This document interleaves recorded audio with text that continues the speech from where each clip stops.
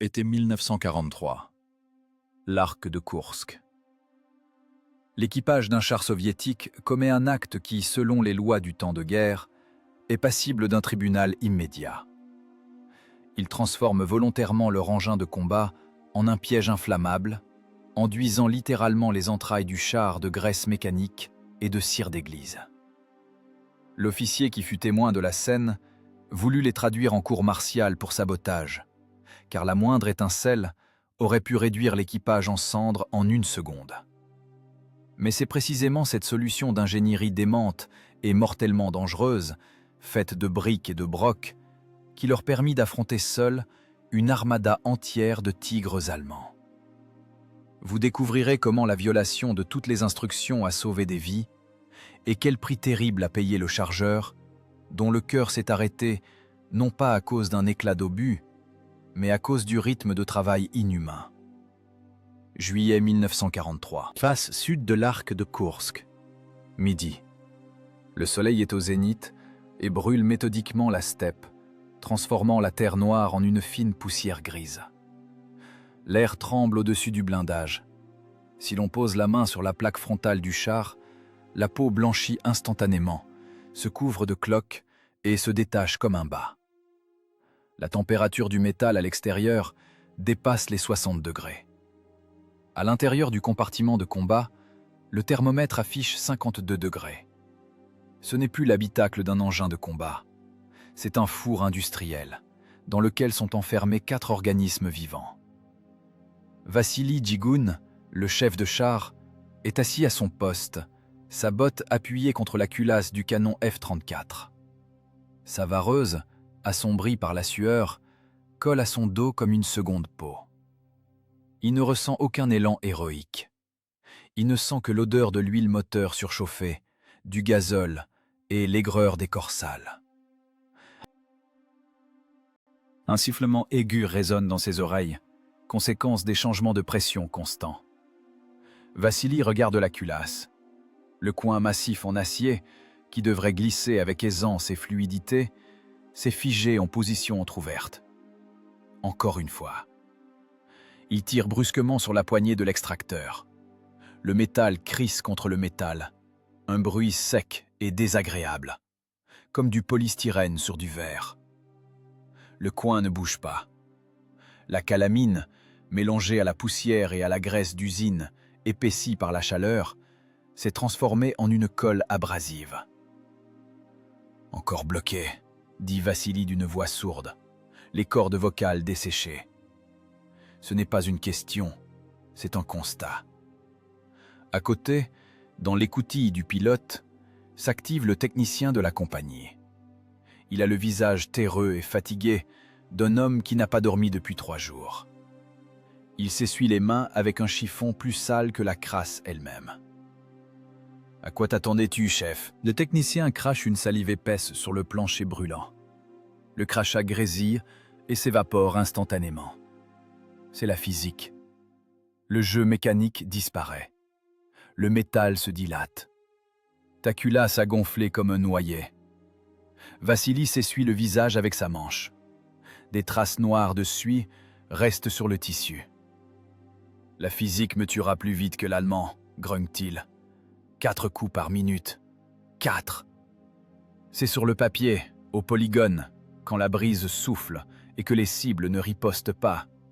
Mais ici, il frappe la culasse de la paume. Ici, après le 3e obus, la douille se bloque.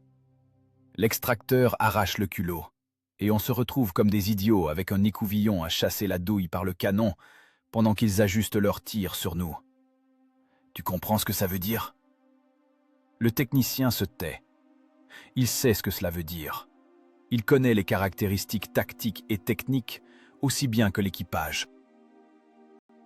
Les tigres et les panthères allemands, qui font déjà chauffer leurs moteurs au-delà de l'horizon, sont équipés d'optiques magnifiques et de canons à long tube.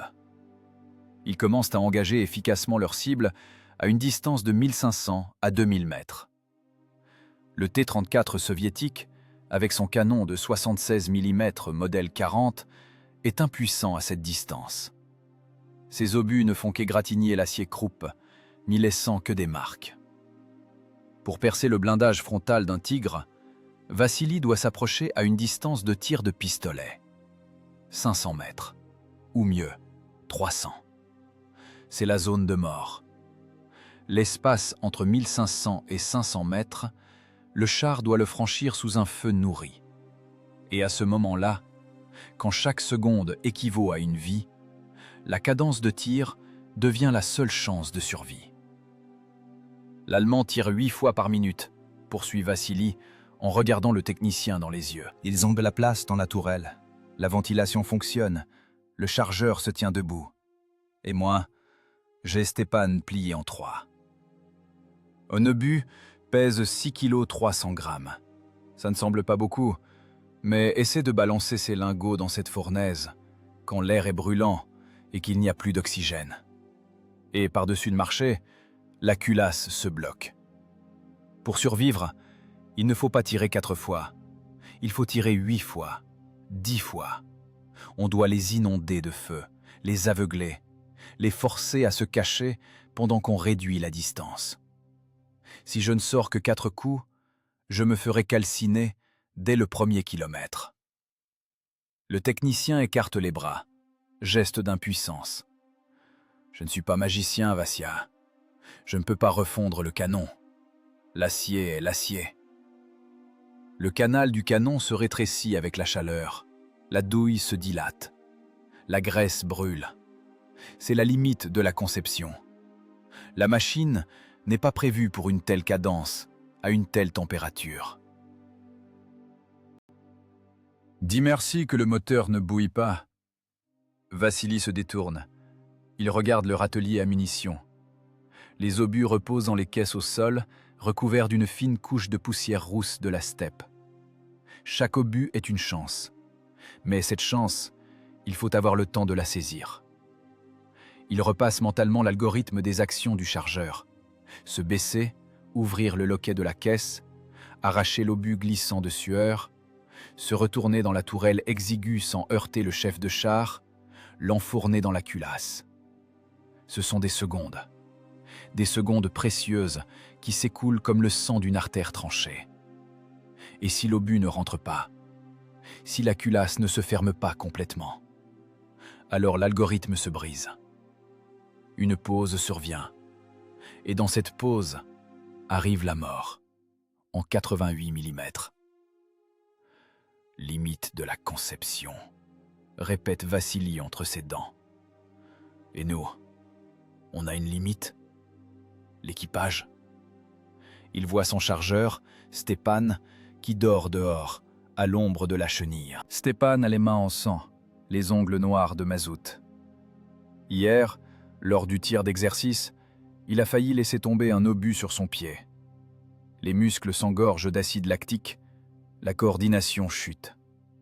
Au combat, quand l'adrénaline et la peur s'en mêleront, il commencera à faire des erreurs encore plus vite.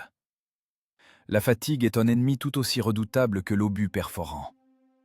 Le silence règne dans le char, troublé seulement par le craquement du métal qui refroidit, mais reste brûlant. Au loin, vers l'ouest, on entend un grondement. Un son bas, vibrant, qui fait trembler la terre. Ils arrivent. L'armada. Des centaines de tonnes de métal mortel, parfaitement ajustés, pilotés par des équipages repus et méthodiques. Ils viennent pour tuer. Et ils n'ont pas de problème de culasse bloquée. Vassili passe son doigt sur la culasse. La suie s'est incrustée dans les pores du métal. Une impasse technique. Les ingénieurs dans leur bureau ont dessiné des plans, les ouvriers évacués ont assemblé la machine, mais aucun d'eux n'était assis ici, par 50 degrés, essayant de faire fonctionner ce mécanisme plus vite que ne le permettent les lois de la physique.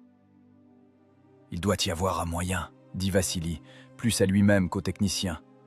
On ne peut pas juste sortir et brûler. Ce n'est pas du travail, c'est de l'abattage. La graisse réglementaire, c'est de la graisse à canon, marmonne le technicien en rassemblant ses outils. Mais elle coule à 40 degrés. Et toi, ton canon chauffe à 300. Elle s'évapore simplement. laissant de la calamine. Frottement sec, mon frère. On n'y peut rien. Essaie de mettre plus d'huile. Peut-être que ça aidera. On a essayé, coupe Vassili. Ça brûle. La fumée est telle qu'on ne peut plus ouvrir les yeux.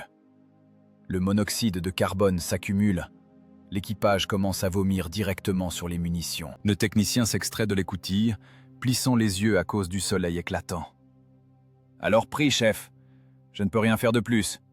L'outillage est en ordre, les mécanismes sont dans les tolérances. Le reste, c'est la guerre. » Vassili reste seul. Il est assis dans la pénombre de la tourelle, sentant le blindage incandescent peser sur ses épaules. Une sensation de piège. Le char T-34, machine légendaire, fierté de l'industrie, lui semble maintenant être un cercueil. Un cercueil dont ils doivent refermer le couvercle de l'intérieur, de leurs propres mains. Demain, ou peut-être ce soir même, l'enfer commencera. Et dans cet enfer, il devra rectifier cet outil de travail à la lime, brisant l'échine non seulement de l'ennemi, mais aussi de sa propre machine. Il doit la forcer à tirer. Tirer malgré la résistance des matériaux. Sinon, ils sont tous des morts à qui l'on a simplement oublié de rédiger l'avis de décès. Le soir même, la reconnaissance a conduit l'équipage à la périphérie d'un village détruit. Le point de repère sur la carte indiquait « hauteur avec église ». Mais de la hauteur, il ne restait que des cratères, et de l'église, la carcasse du clocher et 2 travées et demie de murs en briques. Les murs sont si criblés d'éclats que la brique ressemble à une éponge. À l'intérieur, cela ne sent pas l'encens, mais l'humidité rance, la chaux et la crotte de souris. La guerre a chassé la sainteté de ces lieux, ne laissant que la géométrie de murs épais capables de résister à l'impact d'un obus de mortier. Vassili enjambe un tas de gravats. Les débris crissent sous ses bottes. L'équipage ne cherche pas de réconfort spirituel, mais des ressources matérielles. Des chiffons, des planches, tout ce qui brûle ou peut servir au quotidien. Dans un coin, sous une voûte effondrée, le chef de char remarque des caisses, pas les caisses vertes de l'armée, mais de simples caisses en bois, clouées grossièrement, artisanalement. Il fait sauter le couvercle avec la crosse de son pistolet mitrailleur. À l'intérieur, un éclat jaune terne, des cierges d'église, des dizaines de kilos de cire, soigneusement rangés en rang. À côté, dans une bonbonne tressée d'osier, un liquide sombre, de l'huile pour lampe. Vassili trempe son doigt dans la bouteille, frotte le film huileux. Le liquide est épais, visqueux, sent le sucre et l'écœurement. Dans sa tête, le déclic d'un souvenir. L'image surgit instantanément, nette et précise, dénuée de sentimentalisme. Son grand-père, l'atelier de menuiserie, les copeaux sur le sol en terre battue. Le grand-père graisse les essieux de la charrette avant un long voyage. Il n'utilise pas de goudron, qui sèche vite à la chaleur. Il fait fondre quelque chose dans une boîte de conserve au-dessus du feu. La cire, Vassia, ça tient la chaleur. La voix grinçante résonne à ses oreilles aussi clairement que si le grand-père était à côté. La graisse coulera comme de l'eau, mais la cire s'imprègne dans le métal. Ça glissera éternellement. Vassili regarde ses mains noires de mazout, puis la cire jaune. C'est une solution d'ingénierie du désespoir. La graisse réglementaire du canon, c'est la norme, calculée pour des conditions moyennes. Mais ici, dans ce four de la steppe, les normes ne fonctionnent pas. Ils ont besoin d'une substance qui ne s'évaporera pas sur une culasse brûlante, qui ne se transformera pas en calamine, mais créera un film glissant entre l'acier de la douille et l'acier du canon. « Stéphane !» La voix du chef ricoche contre les restes de la coupole. « Amène une douille, vide, et donne le seau. On va faire de la chimie. » La nuit tombe sur la steppe comme une couverture lourde et étouffante. L'équipage allume un feu dans un petit ravin, à l'abri des observateurs allemands grâce à la carcasse d'un char. Le feu lèche le fond d'une douille en laiton d'obus de 76 mm, transformée en creuset. Vassili y émiette les cierges. La cire fond à contre-cœur, se transformant en une flaque dorée. Stepan, le chargeur, est accroupi à côté. Son visage, éclairé par le bas par les flammes, semble taillé dans la pierre. Il regarde la mixture avec méfiance. Pour lui, le règlement est la loi, et ce que fait le chef est du bricolage frôlant le sabotage. « Camarade chef », bougonne Stepan, en jetant un copeau dans le feu.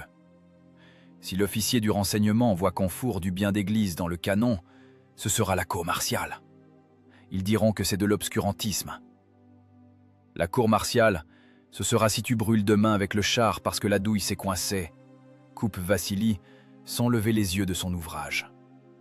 Verse l'huile, doucement. Il commande comme un alchimiste cherchant la formule de l'immortalité. L'huile se mélange à la cire fondue. Le mélange commence à bouillonner, changeant de couleur, passant de l'ambre au beige trouble. L'odeur est étrange. Un mélange de brûlé, de gazole, dont sont imprégnés les vêtements des tankistes, et du parfum lourd et ecclésiastique de la cire chaude. L'odeur de la paix et l'odeur de la guerre fusionnent en un seul point. Vassili remue la mixture avec un bâton taillé. La consistance doit être juste. Pas de l'eau, mais pas non plus un bloc solide. Il faut une pâte, une graisse qui résistera à 300 degrés. Une graisse qui permettra au métal de glisser sur le métal avec une résistance nulle. Quand le mélange refroidit un peu, épaississant jusqu'à la consistance d'une margarine molle, Vassili prend le premier obus, un perforant, 6 kilos de mort brutale. Il puise la masse tiède et grasse avec ses doigts et commence à enduire la douille en acier. Les mouvements sont sûrs, forts. Il ne fait pas qu'étaler, il fait pénétrer la cire dans les micropores du métal. Une couche fine, Stepan, instruit-il en passant l'obus au chargeur. Si tu en mets trop, ça fera de la calamine. Il faut que la douille soit comme du savon, glissante mais sèche au toucher. Compris? Stepan prend l'obus. Il sent la différence. L'acier rugueux de l'usine, sous la couche de mastic de cire, devient lisse, presque soyeux. Il essaie de passer le doigt dessus. Le doigt glisse sans rencontrer de résistance. Comme sur de la glace, souffle le chargeur avec étonnement. Ils travaillent en silence. Le rythme de travail apaise. Prendre un obus dans la caisse, essuyer la poussière avec un chiffon, appliquer le mélange, frotter, remettre en place. Obus après obus. 10, 20, 30. Les munitions se transforment en une pile ordonnée où chaque cartouche est traitée à la main. C'est une violation de toutes les instructions. Dans les manuels de tir, il est clairement dit « Les munitions doivent être sèches et propres. La graisse sur la douille est interdite, car cela augmente la pression sur la culasse au moment du tir. » Mais Vassili connaît une autre règle, non écrite. Mieux vaut risquer l'éclatement de la culasse que de mourir avec un canon intact qui ne tire pas. Il choisit consciemment la surcharge du métal. Il change les conditions du problème. Si la culasse ne s'ouvre pas avec le recul standard, nous forcerons la douille à s'éjecter d'elle-même. Vers 3 heures du matin, le travail est terminé. Les mains de Vassili sont couvertes jusqu'au coude de cire figée et d'huile. La peau brille. Il ressent un calme étrange. La peur du lendemain a reculé, chassé par la fatigue et le sentiment du devoir accompli envers le mécanisme. Il a fait tout ce qu'il pouvait. Il a donné une chance à la machine. Maintenant, tout dépend de Stepan et de la physique. Ils sont assis près du feu qui s'éteint. Autour, l'obscurité remplie des bruits de la nuit du front. Éclairs lointains des fusées éclairantes, grondements des moteurs, rares rafales de mitrailleuses. Mais ici, dans le petit cercle de lumière, ça sent le rucher. Ça sent la maison. « Tu crois que ça aidera ?» demande Stéphane en s'essuyant les mains sur son pantalon. Il n'y a plus de scepticisme dans sa voix, seulement de l'espoir.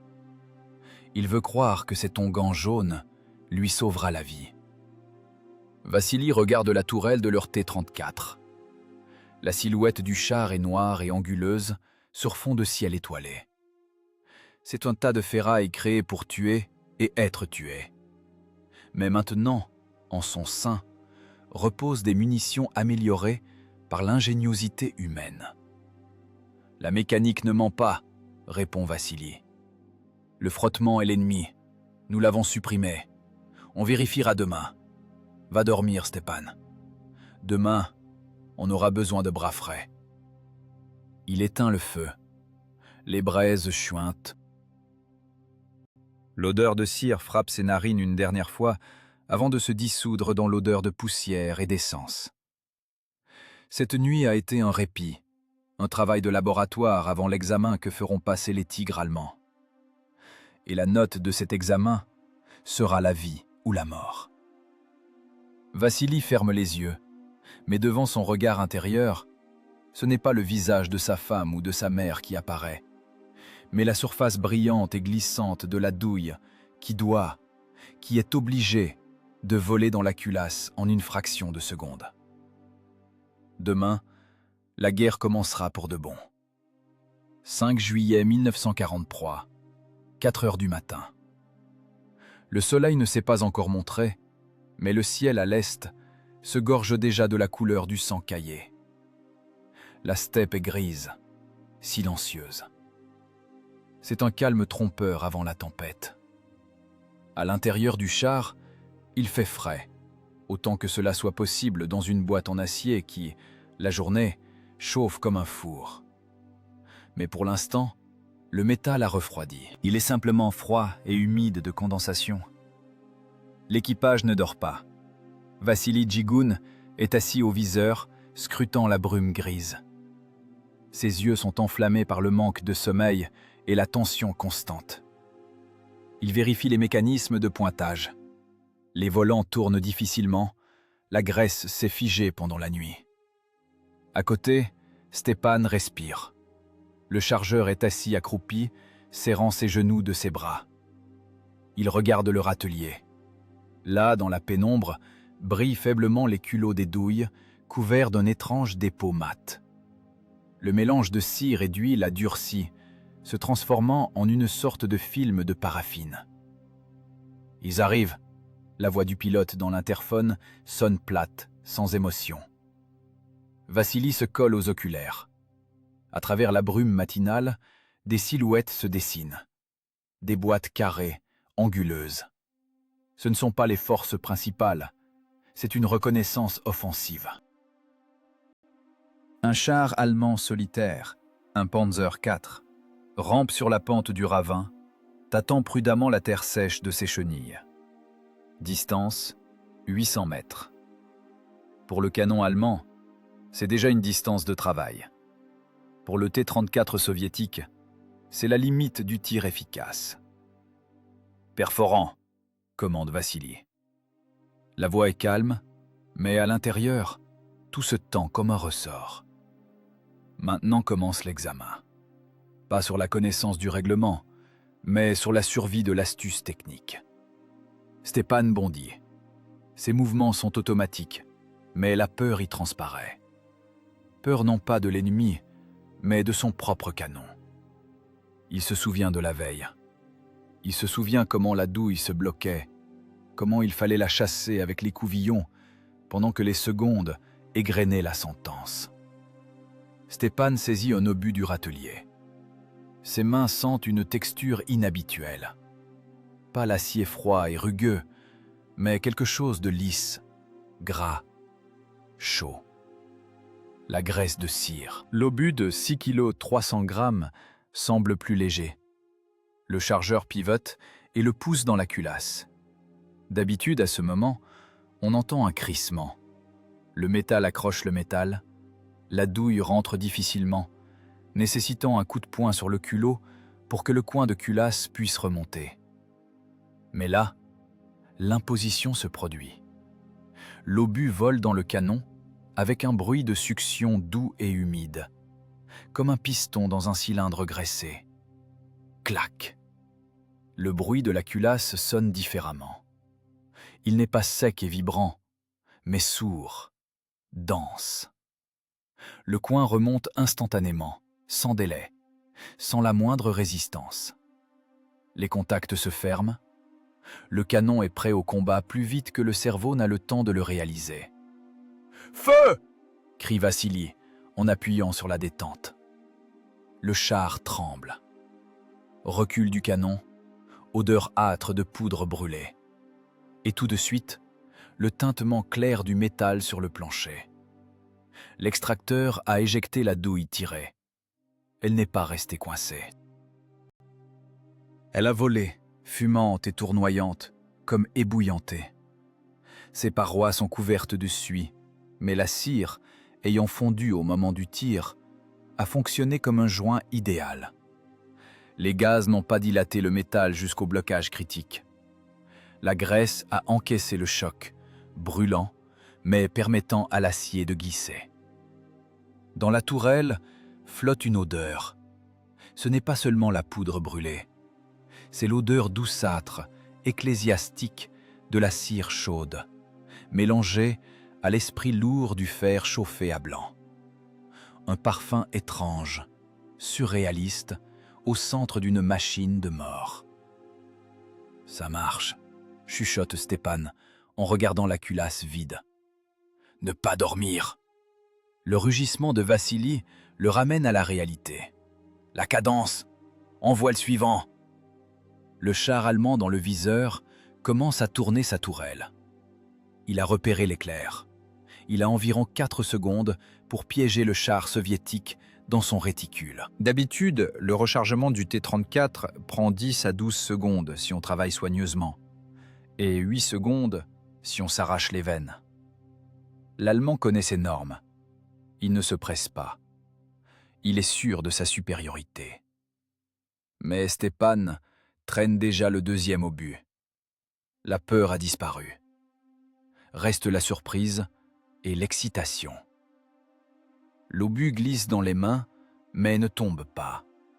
La cire donne de l'adhérence à la peau, mais glisse parfaitement sur l'acier. Viou, tchmok, clac. Culasse fermée. Feu! La deuxième douille tombe au sol, tintant contre la première. 2 secondes pour le tir. 3 secondes pour le rechargement. 5 secondes, le cycle. C'est incroyable. C'est au-delà des caractéristiques techniques. C'est le rythme d'un automate, pas d'un canon de char de 76 mm. Le char allemand n'a pas le temps de finir de tourner sa tourelle. Le deuxième obus le frappe dans la chenille, brisant les maillons. La machine a un soubresaut et se fige, présentant son flanc. Une cible idéale. « Achève-le !» Vassili tourne le volant, corrigeant la visée. Perforant. Stepan entre dans le rythme. Son corps se transforme en mécanisme d'alimentation. Inclinaison, arraché, pivot, chargement. Pas de coup de poing, pas de retard. La graisse fonctionne. Les douilles volent comme sorties d'une mitrailleuse. Le troisième obus part dans le canon. Troisième tir, 20 secondes. Seulement 20 secondes se sont écoulées depuis le premier ordre.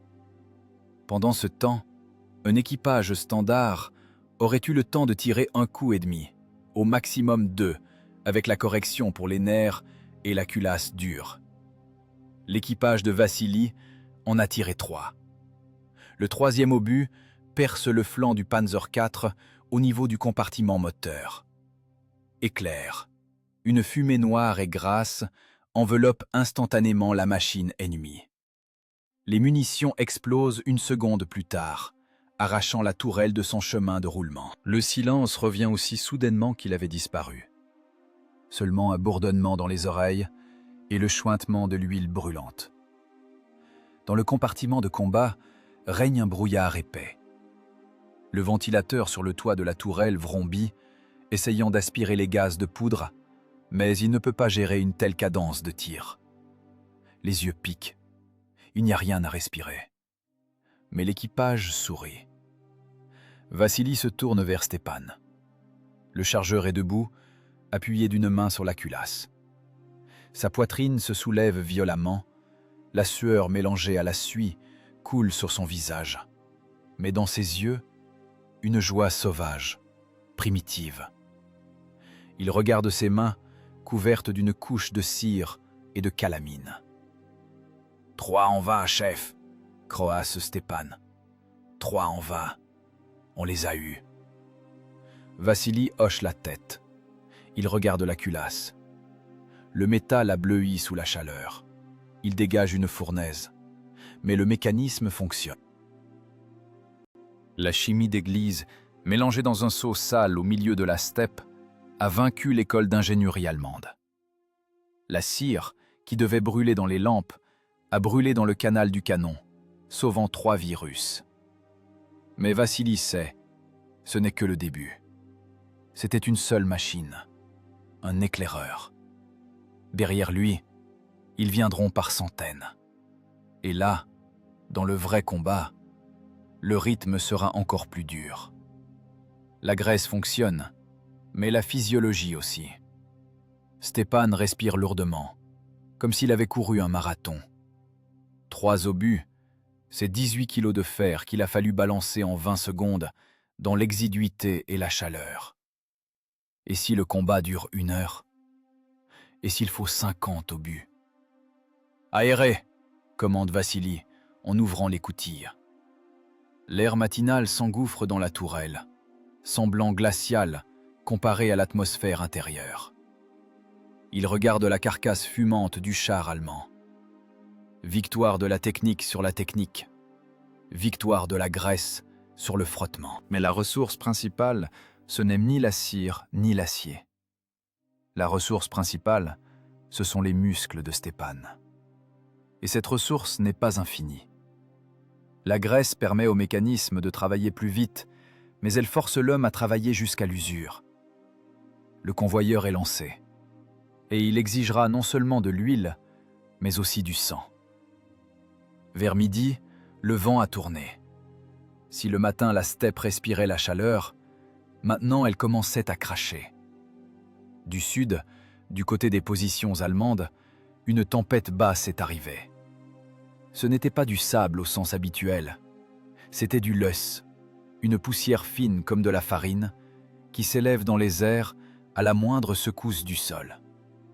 Et le sol tremblait continuellement. Des milliers de chenilles et des centaines d'explosions broyaient la terre noire sèche en poudre grise. Le vent a poussé cette suspension vers les positions des troupes soviétiques. La poussière pénétrait partout. Elle crissait sous les dents, bouchait les narines, se déposait en une couche grise dense sur les instruments d'observation, rendant les épiscopes troubles en quelques minutes. Mais le pire se passait non pas à l'extérieur, mais à l'intérieur du râtelier à munitions. Vassili Djigoun a été le premier à sentir que quelque chose n'allait pas lorsqu'il a passé la main sur la culasse. Le métal était rugueux. Le fin film d'huile, qui 1 heure plus tôt sauvait le mécanisme, agissait maintenant comme un aimant.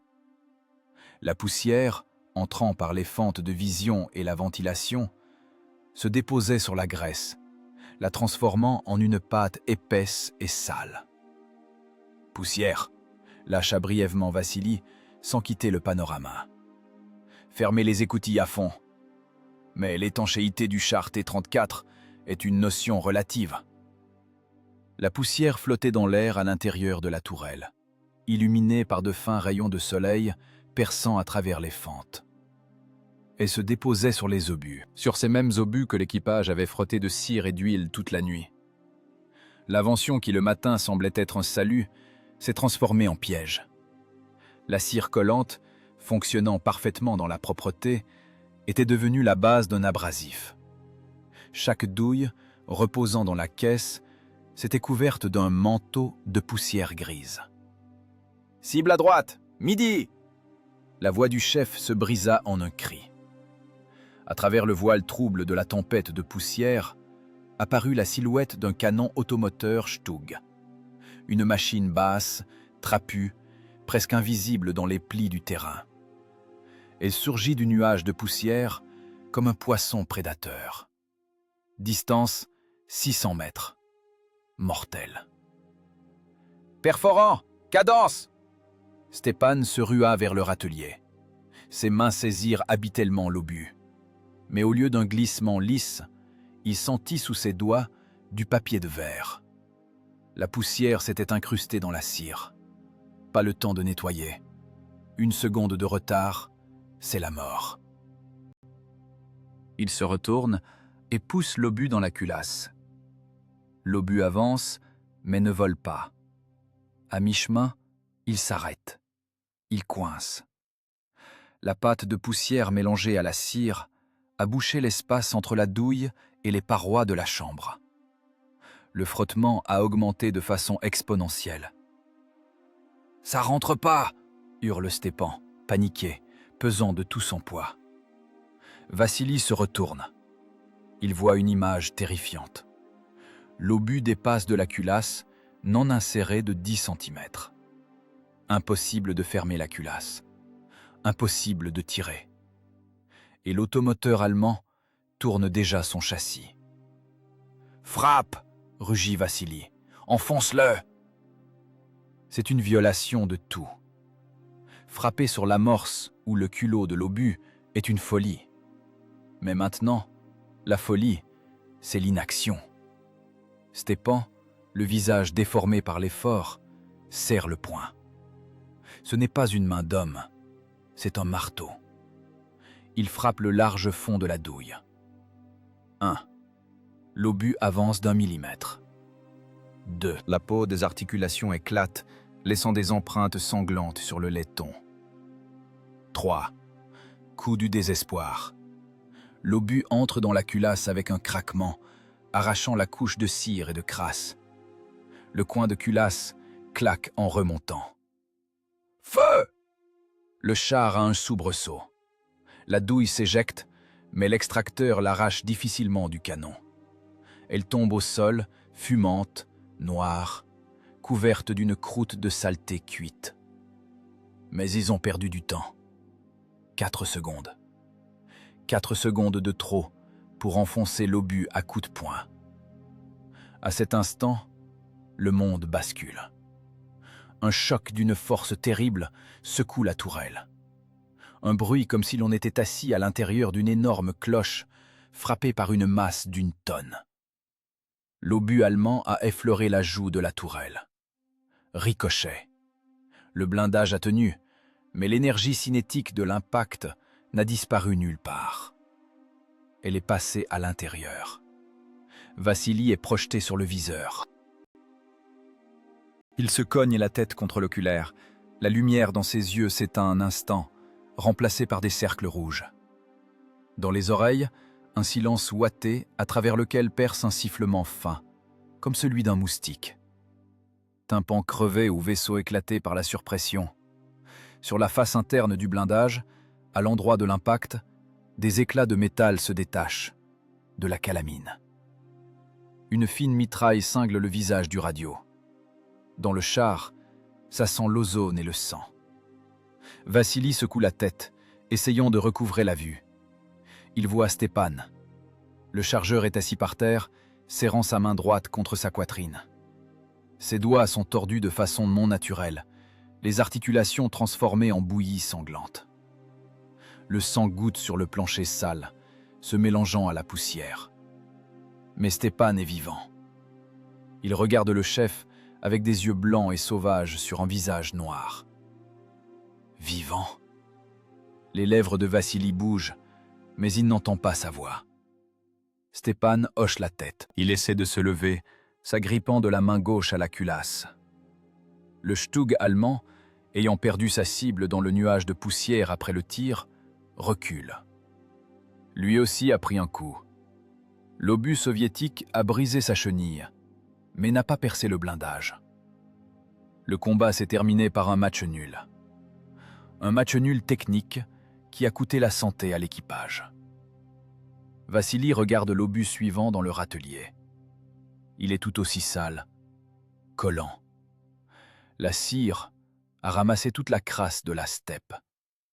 La chimie qui fonctionnait dans le laboratoire du silence nocturne a perdu la guerre contre l'environnement réel. Dans la steppe, il n'y a pas de stérilité. Il n'y a que de la poussière qui pénètre la structure même de la guerre. Le chef prend un chiffon et essuie furieusement la graisse de la tête de l'obus. « Ça suffit !» croasse-t-il. La voix revient, mais résonne comme dans un tonneau. La cire, c'est la mort. Dans la poussière, ça agit comme de la colle.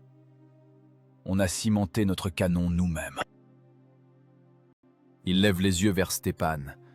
Le chargeur, surmontant la douleur, masse ses doigts cassés. « Qu'est-ce qu'on fait, chef ?» demande-t-il. « La douille sèche ne passera pas. Graissée, elle coince avec la crasse.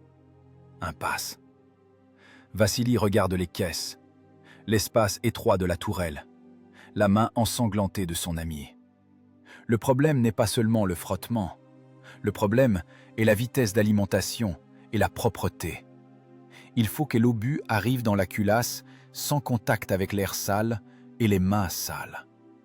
Il faut éliminer le facteur humain à l'étape caisse-canon. « Enlevez la cire », commande Vassili. « Tout. Grattez avec un couteau, avec les dents, avec ce que vous voulez. On laisse le métal nu. »« Mais ça va coincer !» objecte le radio en essuyant le sang de sa joue. « Ça ne coincera pas si on change l'alimentation. » Les yeux de Vassili se plissent.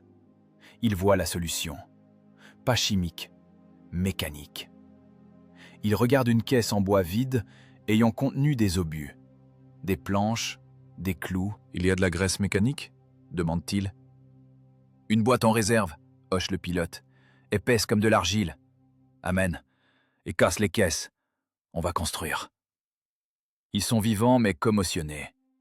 Le bourdonnement dans la tête ne passe pas, mais la peur a reculé devant la nouvelle tâche. L'invention n'a pas résisté au crash test, donc il en faut une nouvelle, plus grossière, plus primitive, une qui se fiche de la poussière. Vassili comprend. Les réglages fins ne fonctionnent pas ici. Il faut une solution du niveau de la masse.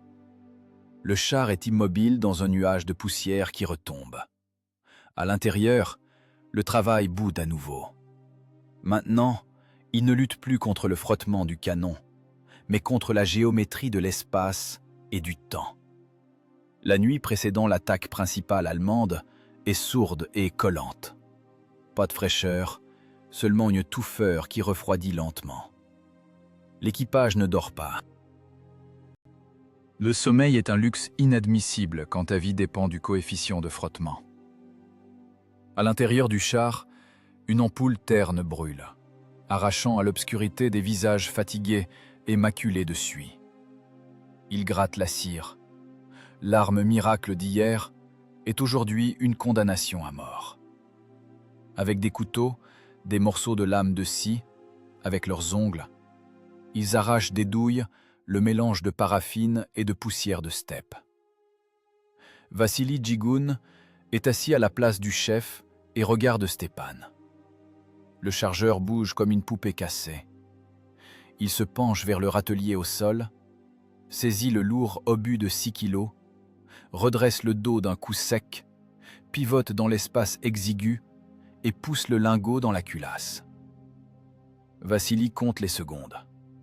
Inclinaison 1, saisie 2, relevé et pivot 3, chargement 4. 4 secondes. 4 secondes de temps non protégé, où le char est aveugle et désarmé.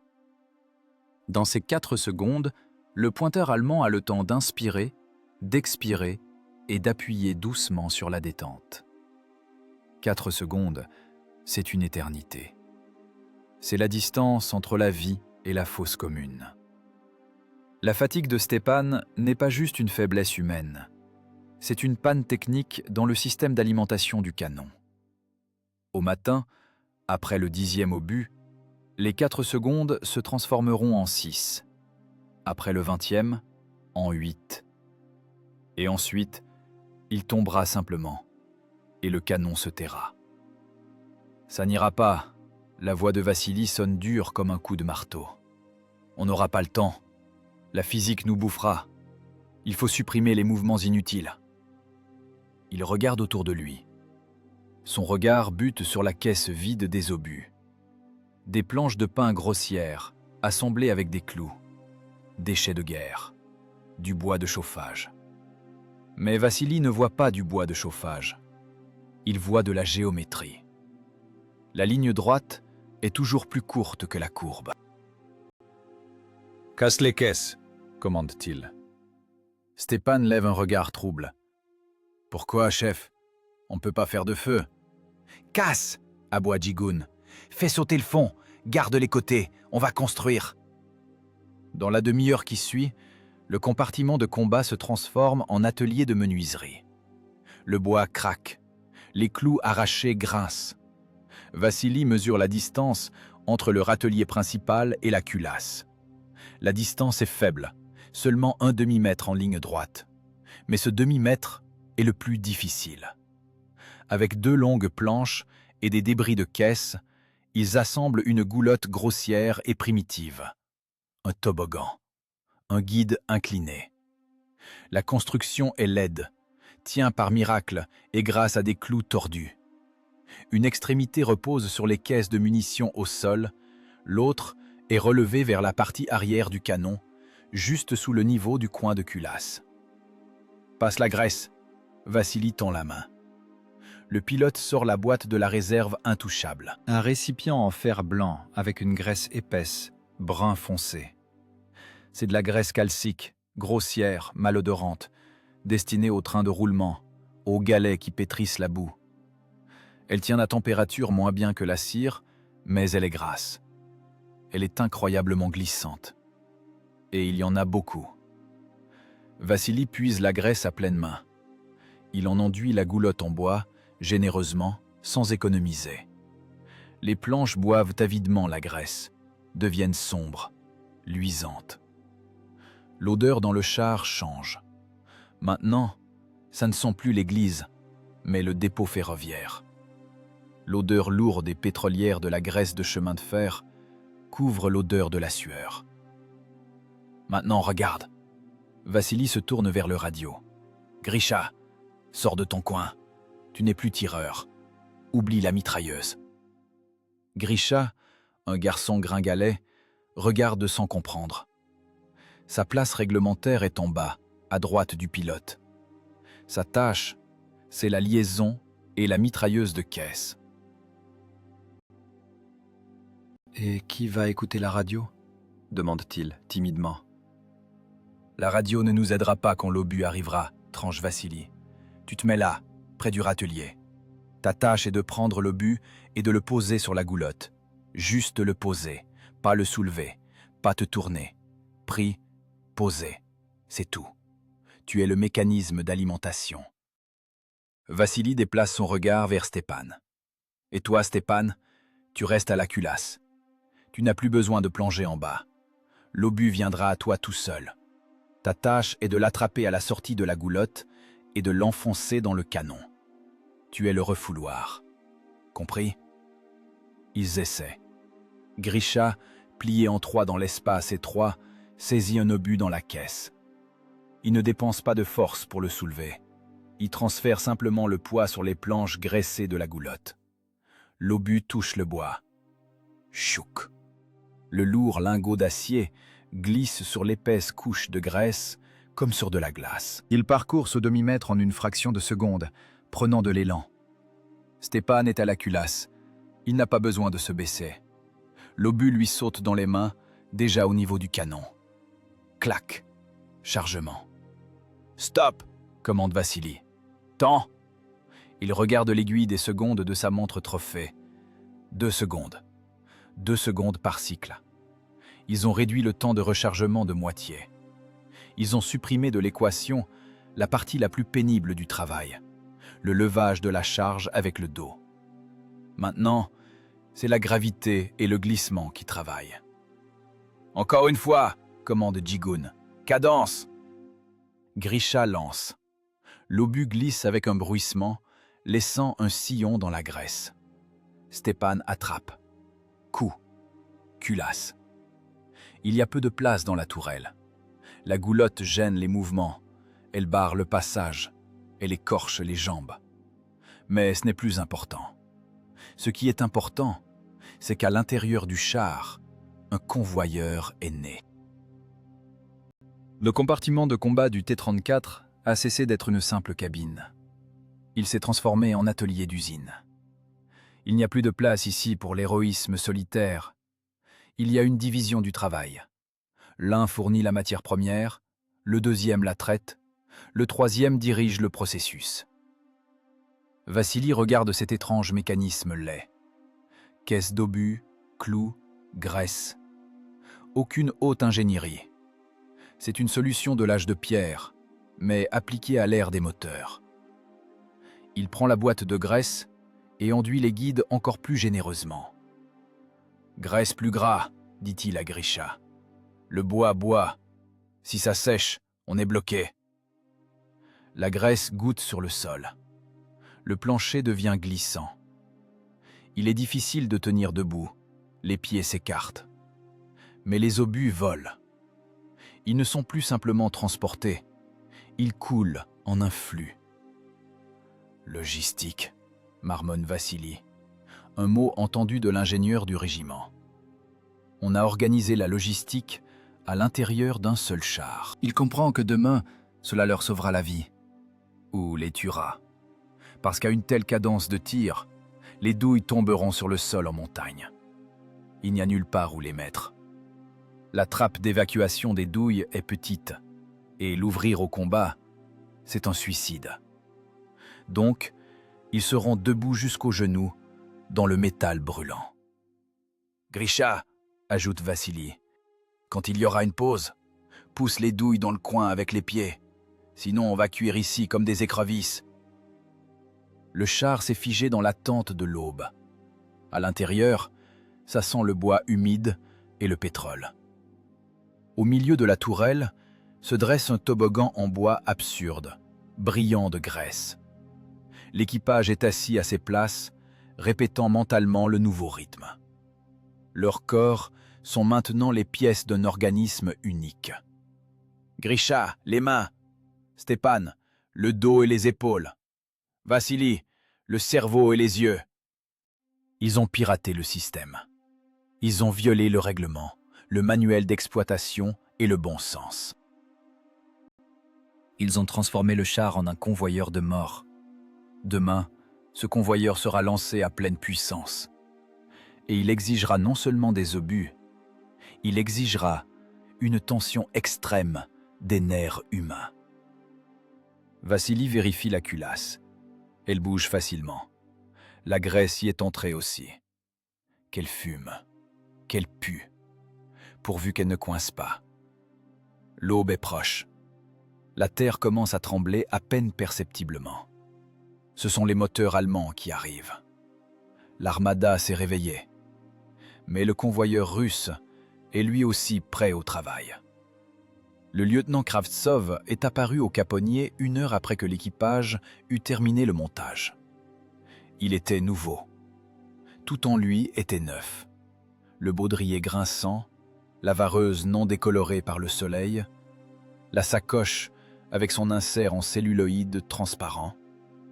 Il ne sentait pas le gazole et la sueur, mais l'eau de Cologne bon marché et l'encre d'imprimerie des règlements frais.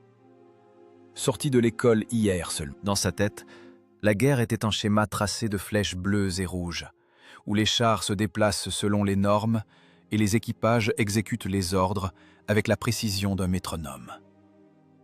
Il a sauté avec légèreté, sportivement, sur le blindage du T-34. Vassili Djigoun, s'essuyant les mains avec un chiffon gras, a lentement levé la tête. Il avait vu ce type d'officier des centaines de fois. Des théoriciens. Ils connaissent les caractéristiques tactiques et techniques par cœur, mais ne savent pas quelle odeur a la chair humaine brûlée à l'intérieur d'une tourelle. Rapport de disponibilité. La voix de Kravtsov tintait. Il voulait montrer son autorité. Il voulait être commandant. Vassili s'est poussé en silence, laissant passer le chef de section vers l'écoutille. Kravtsov a regardé à l'intérieur et s'est figé. Ce qu'il vit ne rentrait dans aucun schéma. Le compartiment de combat du char, le sein des seins, avait été transformé en un croisement entre une scierie et un dépôt. Au milieu de la tourelle, bloquant l'accès au râtelier, se dressait une construction en bois grossière, une goulotte inclinée faite de planches pourries. Elle était enduite grassement, richement, de graisse mécanique. La graisse brune coulait sur le sol, formant des flaques. Les obus n'étaient pas dans les caisses, mais entassés en vrac à la base de cette goulotte, eux aussi maculés de liquide collant. Le visage du lieutenant se couvrit de taches rouges. Il descendit à l'intérieur, manquant de glisser sur la graisse. « C'est quoi ça ?» demanda-t-il doucement, avec un sifflement, en pointant le doigt vers le plateau en bois. « Je demande ce que c'est que ça, adjudant. »« Accélérateur d'alimentation, camarade lieutenant, » répondit calmement Vassili. Il ne se mit pas au garde à vous. Il n'y a pas de place dans le char pour l'ordre serré. « Accélérateur ?» Kravtsov se mit à crier. « C'est la cour martiale. Qu'est-ce que vous avez fabriqué ici, les bricoleurs? Vous avez transformé un engin de combat en hangar inflammable. » Le lieutenant saisit le bord de la goulotte en bois. La planche craqua. « Du bois dans le compartiment de combat, de la graisse, une source de combustion ouverte. » Kravtsov étouffait d'indignation. Le manuel d'exploitation interdit catégoriquement la présence d'objets inflammables étrangers. En cas d'impact d'un jet cumulatif ou même d'un éclat, tout cela s'enflammera comme une allumette. Vous brûlerez en une seconde. Vous êtes un équipage de suicidaires. Il avait raison. Absolument, cristallinement raison. Du point de vue du règlement et de la sécurité, ce que Vassili avait fait était un crime. La graisse est un produit pétrolier. Le bois est un petit bois d'allumage. En cas de percement du blindage, la température à l'intérieur montera à 1000 degrés. Cette goulotte transformera le char en crématorium instantanément. « Enlevez !» hurla Kravtsov en postillonnant. « Démontez immédiatement! Tout nettoyer du mazout! Remettre les munitions à l'état réglementaire! Je vérifierai dans 20 minutes. Si vous n'enlevez pas ça, je vous traduis en justice pour sabotage. » Le radio Grisha s'écrasa dans le coin, regardant l'officier avec effroi. Stepan regardait sombrement le sol, serrant le poing. Seul Vassili restait calme. Son calme était lourd, comme un maillon de chenille. « Je n'enlèverai pas, » dit-il. Un silence tomba dans la tourelle, si dense qu'il semblait qu'on pouvait le couper au couteau. Kravtsov fut stupéfait. Il s'attendait à des excuses, de la peur, de l'agitation, mais il entendit un refus direct. Une mutinerie. « Qu'est-ce que tu as dit ?» chuchota le lieutenant en portant la main à son étui. « Tu comprends ce que tu dis à un supérieur ? Dans les conditions du temps de guerre ?» « Dans les conditions du temps de guerre », l'interrompit Vassili en faisant un pas en avant et en surplombant l'officier gringalet, « nous vivons 3 minutes. C'est la statistique, lieutenant. 3 minutes de combat. » Vassili ne parlait pas fort, mais chaque mot tombait comme une douille sur le sol. « Vous avez appris le règlement en classe, et moi j'ai brûlé dans cette boîte 2 fois. Vous parlez d'incendie ? Oui, nous pouvons brûler. Mais si nous ne tirons pas comme une mitrailleuse, nous brûlerons à coup sûr. Les Allemands n'attendront pas que Stepan sorte l'obus selon le règlement, l'essuie avec un chiffon et fasse sa prière. Leur tigre frappe à 2 kilomètres. Et nous devons approcher à 500 mètres. Vassili pointa le doigt vers la fente de vision où, au-delà de l'horizon, rugissaient déjà les moteurs allemands. Là-bas, lieutenant, ce n'est pas le manuel. Là-bas, il y a 16 canons allemands pour nos 3 chars. Si je tire 4 fois par minute, comme il se doit, on me tuera à la 2e minute. Et on vous tuera. Et on couchera toute votre section. Cette goulotte nous donne 8 coups. 8. C'est 2 fois plus de chances qu'on emmène quelqu'un avec nous. Kravtsov restait là, clignant des yeux avec confusion. Sa vérité livresque s'était heurtée à la vérité des tranchées. La logique de la sécurité s'était brisée contre la logique de la survie. Il voyait devant lui, non pas un subordonné, mais un homme qui avait déjà franchi la ligne de la peur. Vassili le regardait avec le regard d'un mort à qui l'on a accordé un sursis. « Vous brûlerez », répéta Kravtsov, déjà moins sûr de lui. « C'est de la graisse, les vapeurs. »« Nous brûlerons de toute façon », eut un petit rire dur Vassili. « Le char, c'est du fer, et l'équipage, c'est de la viande. La tâche de la viande est de forcer le fer à travailler jusqu'au bout. Le règlement ne nous sauvera pas, camarade lieutenant. La vitesse nous sauvera. Si nous avons le temps de vider les munitions avant d'être touchés, nous avons gagné. Et si nous nous préservons de l'incendie, nous resterons tous ici. » Kravtsov balaya du regard les tankistes crasseux. Il vit leurs mains, écorchées, incrustées de saleté. Il vit les yeux de Stepan, rouges d'insomnie. Il sentit l'odeur de la peur qu'ils essayaient de couvrir par l'odeur de la graisse. Le lieutenant retira lentement sa main de l'étui. Il comprit que son pouvoir ici, à l'intérieur de cette caverne d'acier, s'arrêtait. Ici agissent d'autres lois. Les lois de la mécanique et de la mort. « Sous votre responsabilité », lâcha-t-il sourdement en détournant les yeux. « Si la commission voit... » « La commission ne montera pas ici, » coupa Vassili.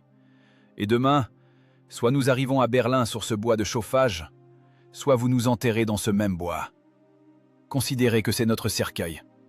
Et le cercueil, nous l'aménageons comme bon nous semble. » Kravtsov fit demi-tour et grimpa vers l'écoutille. Son dos était droit, mais ses épaules affaissées. Il partait, emportant avec lui sa guerre correcte, propre et réglementaire, laissant l'équipage seul avec sa réalité sale et incorrecte. Il sortit, avala une bouffée d'air frais, essayant de chasser de ses poumons l'odeur de graisse. Il savait qu'il devait faire un rapport, qu'il devait arrêter cette folie. Mais il savait aussi que dans 1 heure, l'enfer commencerait. Et dans cet enfer, lui, le lieutenant Kravtsov, devrait peut-être prier pour cette maudite goulotte en bois. Vassili suivit du regard les jambes de l'officier disparaissant dans l'ouverture de l'écoutille. « Au travail !» commanda-t-il sans changer de ton. « Grisha, vérifie l'inclinaison. J'ai l'impression que le lieutenant l'a déplacé. » L'équipage retourna à son occupation interrompue. Le conflit des 2 vérités s'était terminé par la victoire de la pratique. La théorie avait reculé, offensé et humilié, mais pas vaincue. Elle attendait son heure. Elle attendait la première étincelle. Vassili comprenait. Le lieutenant avait raison. Le risque d'incendie avait augmenté 1000 fois. Une balle traçante, un éclat incandescent volant dans l'écoutille, et les planches imbibées s'embraseraient comme une torche. Ils sont assis sur un baril de poudre enduit de gras. Mais il n'y avait pas le choix. Entre la probabilité de brûler d'une étincelle accidentelle et la mort garantie par un obus perforant allemand à cause d'un rechargement lent, Vassili a choisi le risque. C'était un coup de poker. « Stepan, » appela-t-il doucement, « si on prend feu... »« Je sais, » opina le chargeur, en vérifiant le blissement de l'obus sur le bois. « Ne pas ouvrir les écoutilles, gaz à fond, et les écraser tant que les chenilles tournent. » La conversation était terminée. Les mots n'avaient plus de sens.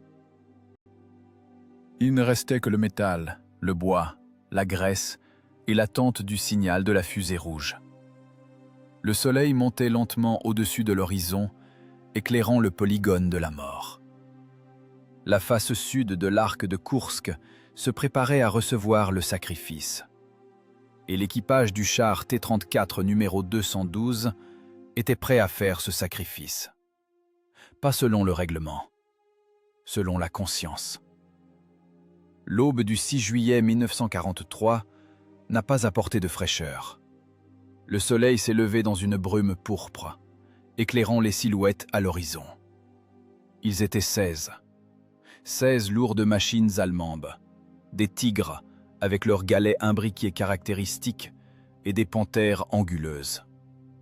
Contre eux, dans les caponniers, se tenaient 3 T-34 soviétiques. La mathématique de la mort était simple. Plus de 5 Allemands pour un canon russe. Vassili Djigoun se colla au viseur. Distance 1200 mètres. Pour le calibre 76, c'est hors de portée. L'obus ne fera qu'érafler le blindage frontal du Tigre et ricochera. Il faut les laisser approcher. Il faut attendre que les boîtes grises remplissent tout le champ de vision. Les Allemands avançaient avec assurance. Ils savaient que leur blindage frontal était impénétrable à cette distance. Ils avançaient comme à la parade, ne s'arrêtant que rarement pour tirer. 800 mètres, 700, 600. « C'est parti !» souffla Vassili. Cet ordre lança non seulement le combat, mais aussi le convoyeur. Le radio Grisha, debout maintenant dans le rôle inhabituel de pourvoyeur, saisit un obus du râtelier. Ses mains tremblaient, mais les mouvements étaient précis. Il ne soulevait pas la charge sur la poitrine. Il transférait simplement l'obus sur le plateau en bois, grassement enduit. La lourde masse d'acier toucha les planches huileuses. Chouk! Le son était doux, chuintant. L'obus, obéissant à la gravité et à la graisse, glissa vers le bas, vers la culasse. Il parcourut le demi-mètre en une fraction de seconde, prenant de la vitesse. Stepan l'attendait déjà. Il n'eut pas à plonger, se brisant le dos. L'obus lui sauta lui-même dans les mains, à la hauteur idéale. Pivot, poussé, l'obus, lui aussi lubrifié par les restes de graisse du plateau, vola dans la chambre. La culasse claqua en se fermant. « Feu !» Le char eut un soubresaut. La douille vola, fumante, et tomba avec un tintement sous les pieds. Grisha lançait déjà le suivant. Chouk! Stepan attrape. Clac! Feu! La cadence de tir tournait à la folie. D'habitude, il s'écoule 10-15 secondes entre les tirs. L'équipage reprend son souffle. Le pointeur affine la cible. Le chargeur lutte contre la fatigue. Mais ici, il n'y avait pas de pause. La goulotte en bois avait éliminé de l'équation les mouvements superflus. Les obus coulaient comme une rivière. Après 3 minutes de combat, il devint impossible de respirer dans la tourelle. Le ventilateur vrombissait à s'en déchirer. Mais il ne gérait pas les gaz de poudre de 8 tirs par minute. La fumée mangeait les yeux. Les larmes coulaient sur les joues sales, laissant des traces blanches. Mais le plus terrible était l'odeur. La graisse sur le plateau en bois commençait à brûler. Les douilles incandescentes tombant à côté chauffaient l'air à la température d'un sauna. Les planches fumaient. La graisse bouillait, faisait des bulles, gouttait sur le sol en gouttes noires brûlantes. Le char s'emplit d'une puanteur étouffante de pétrole brûlé et de bois. Mais il ne s'arrêtait pas. S'arrêter signifiait mourir. Les tankistes allemands ne comprenaient pas ce qui se passait. Selon leurs calculs, il y avait un seul char devant eux. Mais la densité du feu que menait ce T-34 solitaire correspondait à une batterie de 3 canons. Vassili frappait encore et encore. Il n'attendait pas que la fumée se dissipe. Il tirait en anticipation, sur les silhouettes, sur les éclairs. La culasse du canon F-34 commença à changer de couleur. D'abord simplement sombre, puis grise, et maintenant, dans la pénombre de la tourelle enfumée, elle prenait une lueur rouge cerise sombre. Le métal surchauffait. La peinture sur la protection du canon avait cloqué et pelait en lambeaux. L'huile dans les freins de recul était à la limite de l'ébullition. Si elle bout, le canon se bloquera définitivement ou explosera au prochain tir. Mais Vassili n'y pensait pas. Il faisait partie du mécanisme. Il vit dans le viseur le tigre de tête avoir un soubresaut et s'immobiliser, enveloppé de fumée. 3 impacts consécutifs au même point, à la jonction de la tourelle et du châssis. Le blindage n'avait pas résisté à la fréquence des coups. « Un de fait !» hurla-t-il. Mais il n'entendit pas sa propre voix.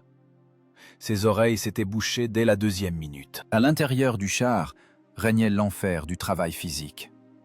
Stepan n'était plus un homme, il était un piston. Sa vareuse avait craqué dans le dos sous la tension des muscles. La sueur inondait ses yeux. Il saisissait les obus glissants et brûlants sur le plateau et les enfonçait dans la gorge avide de la culasse. Ses mains étaient brûlées par le métal incandescent, mais il ne sentait pas la douleur. L'adrénaline et le rythme du convoyeur avaient déconnecté le système nerveux. Grisha, au râtelier, travaillait comme un automate. Prendre, jeter, prendre, jeter. Il glissait sur les douilles qui roulaient au sol, tombait à genoux dans la gadoue brûlante d'huile et de crasse, mais se relevait aussitôt. « Allez, allez !» râlait Vassili. « Ils approchent !» Dehors, autour du char, la terre bouillonnait. Les obus allemands tombaient à côté, arrosant le blindage d'éclats et de terre. Un impact frappa la plaque frontale. Le char résonna comme une cloche. L'optique se fissura. Mais Vassili continuait de regarder à travers l'épiscope, ignorant les fissures. Le plateau fumait de plus en plus fort. La graisse s'enflammait par petites lueurs bleues quand une nouvelle douille incandescente tombait à côté. Grisha éteignait le feu en le piétinant avec ses bottes, sans cesser l'alimentation. Ce n'était pas un duel, c'était un hachoir. Le char de Vassili broyait les munitions à une telle vitesse que le métal gémissait. Le tube du canon s'était allongé sous l'effet de la chaleur. La précision avait chuté, mais à une distance de 300 mètres, cela n'avait pas d'importance. Ils inondaient les Allemands d'acier. Le char voisin de droite se tut. Une épaisse fumée noire s'en échappait. Le char de gauche reculait, ripostant rarement et sans assurance. L'équipage de Vassili resta seul contre le mur de blindage qui avançait. Mais il tirait pour 3. Les pointeurs allemands n'avaient simplement pas le temps de viser. À peine avaient-ils amené leur réticule sur l'audacieuse machine russe qu'un nouvel obus frappait leur blindage, déréglant la visée, assourdissant, forçant à se cacher. 8 coups par minute. 48 coups en 6 minutes de combat. La culasse brillait rouge, comme une braise dans un poêle. L'air dans la tourelle était monté à 60 degrés. Stepan râla. Il vacilla, manquant un temps. L'obus, lancé par Grisha sur le plateau, heurta la culasse, mais ne fut pas inséré. « Pas dormir !» Vassili se retourna et frappa le chargeur au poing sur l'épaule. « Charge, putain, charge! Tu veux vivre ?» Stepan eut un sursaut. Ses yeux étaient vides, les pupilles dilatées, occupant tout l'iris. C'était le regard d'un cheval à bout de force qui va tomber et mourir. Mais le corps se souvenait du mouvement. Les mains attrapèrent l'obus d'elle-même. Coup, culasse. Feu! La douille heurta avec un tintement la paroi arrière de la tourelle. Il n'y avait plus de place au sol. Ils étaient debout jusqu'aux chevilles dont les douilles tiraient. Le laiton brûlant brûlait les pieds à travers les bottes en cuir. C'était la limite. La limite du métal qui fondait. La limite du bois qui se consumait. Et la limite des hommes dont les cœurs battaient à la fréquence de 180 coups par minute. Mais le convoyeur fonctionnait. La mort, qui se tenait à 200 mètres, ne pouvait approcher plus près, stoppée par un mur de feu créé par 3 hommes à demi-morts, une caisse de clous et une boîte de graisse. Choc. Le monde se contracta à la taille d'une tête d'épingle, puis explosa de l'intérieur de la boîte crânienne. Ce n'était pas un son. Le son était resté quelque part au-delà de la perception. C'était une pression, comme si l'air lui-même à l'intérieur du char s'était transformé en corps solide et avait frappé les tympans, les poumons, les yeux, avec la force d'une presse hydraulique. Un obus allemand de calibre 88 mm frappa le flanc droit de la tourelle. Le blindage tint bon.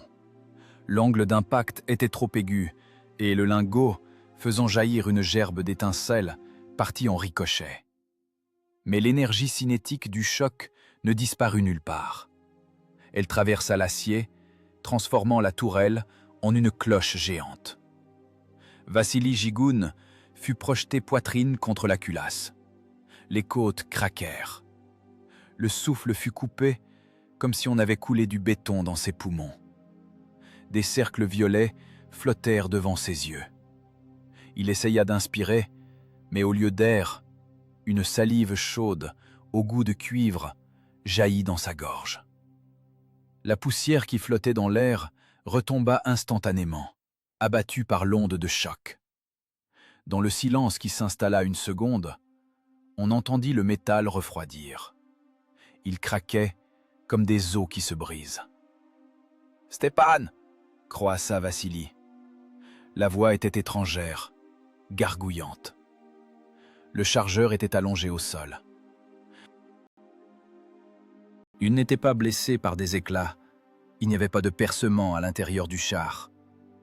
Mais il gisait de façon non naturelle, recroquevillé en position fétale parmi les douilles fumantes et incandescentes. Son visage était gris, couleur de cendre. De sa bouche, par à-coups, au rythme de ses inspirations convulsives, sortait une écume rose. Barotraumatisme. L'onde de choc, réfléchie par les parois de l'espace clos, avait déchiré les alvéoles des poumons. Les capillaires avaient éclaté sous la différence de pression. Vassili déplaça son regard vers l'épiscope. À travers les fissures du verre, il vit ce qui lui glaça le sang. Un tigre. Une énorme masse grise couvrant la moitié du ciel. Il n'était plus à 100 mètres. Il était à 50. Il rampait, enroulant les buissons dans ses chenilles, et son long canon, avec son frein de bouche, s'abaissait déjà, cherchant un point vulnérable sur la coque du T-34. Ils avaient 1 seconde. Peut-être 1,5. Le tigre rechargeait. Son équipage aussi avait été assourdi, mais ils étaient vivants et prêts à achever. « Charge !» hurla Vassili. Ce n'était pas un ordre, c'était un cri de désespoir. « Lève-toi, Stepan, charge !» Stepan ouvrit les yeux. Il n'y avait pas de conscience dedans. Les pupilles ne réagissaient pas à la lumière. La conscience s'éteignait déjà, noyée par la douleur et l'hypoxie. Mais les muscles se souvenaient. Le corps, transformé durant la dernière demi-heure en appendice du canon, réagit aux mots-clés. Il s'appuya des mains sur le sol. Les paumes glissèrent sur le mélange d'huile, de sang et de suie. Il se mit à genoux. Puis, vacillant comme un ivrogne, se redressa. Sa poitrine se soulevait violemment, émettant des sons terribles, râlant. Chaque inspiration lui coûtait un effort surhumain. Grisha, le radio, tapi dans le coin et commotionné, ne pouvait pas bouger. Le convoyeur était à l'arrêt. Stepan fit lui-même un pas vers le plateau. La structure en bois était noire de suie, par endroits carbonisée, mais la graisse y brillait encore. Le chargeur saisit l'obus, le dernier perforant de ce râtelier. 6 kilos d'acier pesaient maintenant 1 tonne. Stepan ne souleva. Ses mains tremblaient tellement que l'obus tapait contre les bords de la goulotte, battant la chamade. Il le posa sur le guide, poussa. L'obus, avec un bruit de succion, glissa vers le bas, plus lentement qu'avant. La graisse avait brûlé, le bois s'était déformé. Mais il arriva. Stéphane l'attrapa à la culasse. Il s'affala sur l'obus de tout le poids de son corps mourant. Chargement. Le claquement de la culasse résonna comme un coup de feu dans le silence. Vassili n'attendit pas le rapport. Il voyait la gueule du tigre le regarder droit au visage. La pupille noire de la mort. Il appuya sur la détente. Feu. La distance était celle d'un tir de pistolet. 50 mètres. À cette distance, impossible de manquer. L'obus du T-34 frappa le tigre droit dans le masque du canon, là où le blindage a une forme complexe. L'éclair fut aveuglant. Le char allemand n'explosa pas. Il s'arrêta simplement, comme s'il avait heurté un mur invisible.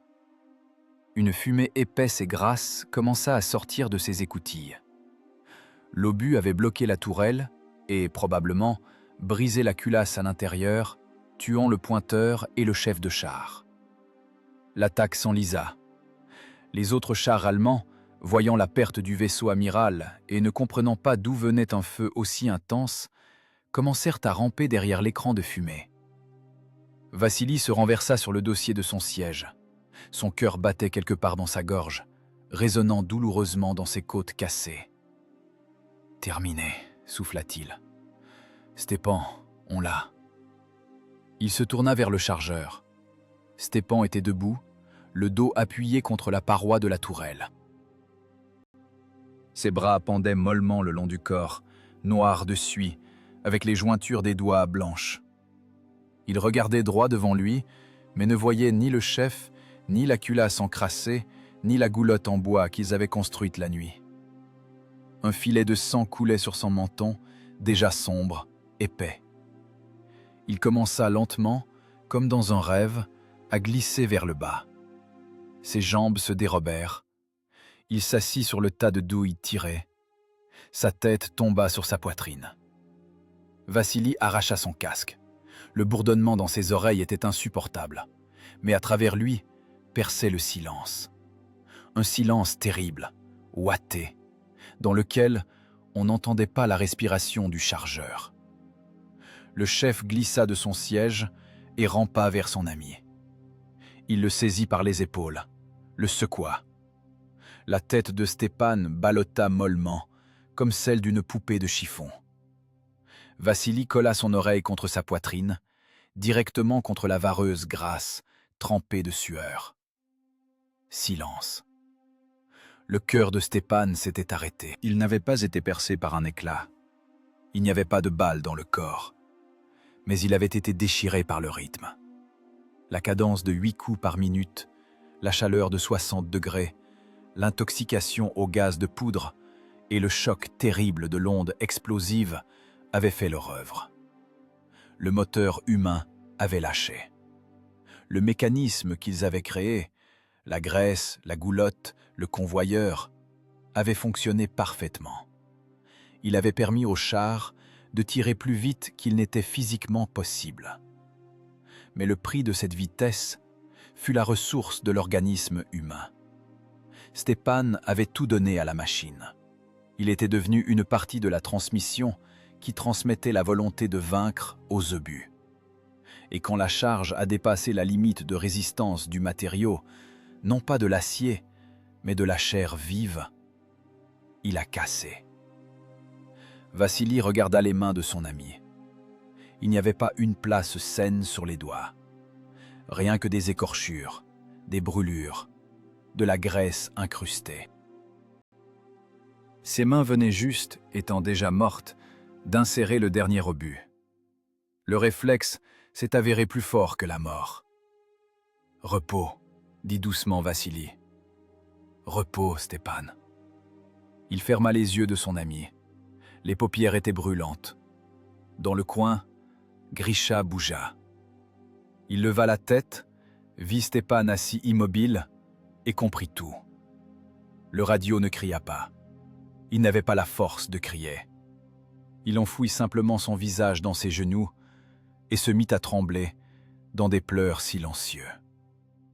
Vassili était assis par terre, dans une flaque d'huile et de sang. Il regardait la goulotte en bois. Les planches avaient brûlé à plusieurs endroits, les clous dépassaient, la graisse s'était transformée en croûte noire. Cette construction hideuse leur avait sauvé la vie. Elle avait détruit 16 chars allemands. Mais elle avait tué Stepan. La guerre, ce n'est pas seulement la balistique et la perforation de blindage. La guerre est un échange. Tu échanges de la sueur, du sang et la vie elle-même contre des secondes. Stepan a acheté ces secondes. Il les a payées au taux le plus élevé. Vassili prit un chiffon et recouvrit le visage du chargeur. Maintenant, dans le char, ils étaient 2 vivants et un héros. Mais le mot « héros » semblait ici déplacé, trop léger. Stepan était un ouvrier de la guerre, mort à son établi, ayant rempli le plan au prix d'une rupture cardiaque. Le silence tomba sur la steppe brûlée soudainement, comme si quelqu'un avait coupé le disjoncteur. 1 minute plus tôt, l'air était déchiré par les détonations et le hurlement du métal. Et maintenant, on n'entend plus que des craquements. Ce sont les moteurs qui refroidissent et craquent, et le blindage surchauffé qui éclate sur 16 carcasses allemandes. Des colonnes noires de fumée grasse et pétrolière montent verticalement, soutenant le ciel blanchâtre de juillet. Il n'y a pas de vent. La poussière est retombée, révélant le tableau du carnage, qui ressemble plus à un cimetière de machines qu'à un champ de bataille. Le lieutenant-général Kuznetsov marche sur la terre labourée par les chenilles.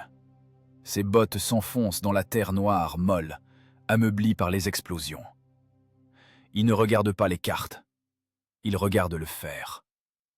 Sa suite est restée 10 pas en arrière, n'osant pas déranger l'inspection. Le général compte.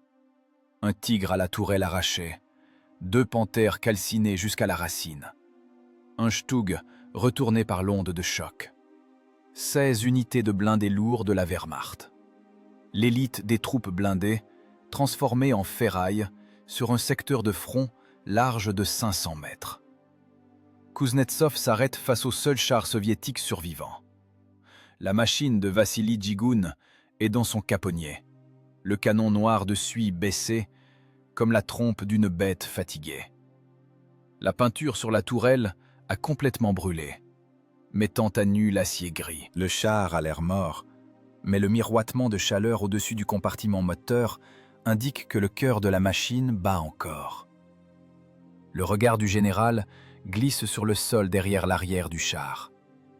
Là, à l'ombre des chenilles, s'élève une montagne. Ce n'est pas de la terre ni des pierres, c'est du laiton. Un tas de douilles tirées de calibre 76 mm. Il y en a des centaines.